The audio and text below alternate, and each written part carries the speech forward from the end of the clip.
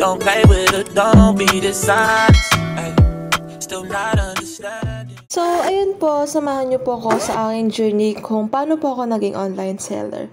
So, yun, ang una ko pong ginagawa is piniprint ko po yung mga waybills and nire-ready ko yung mga product bago siya balutin. Ayun, tini-triple check ko din siya bago ko siya ipalot kasi mahirap na magkamali.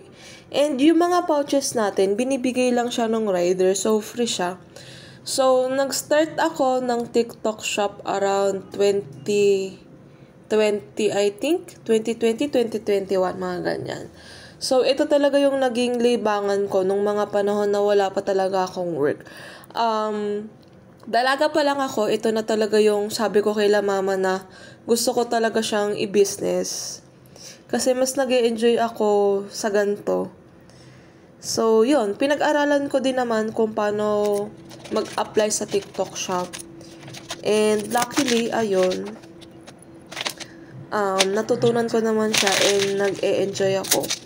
And minsan, nag-share din ako dun sa mga co-seller ko kapag kunyari hindi nila alam. So, as of now, meron akong TikTok shop.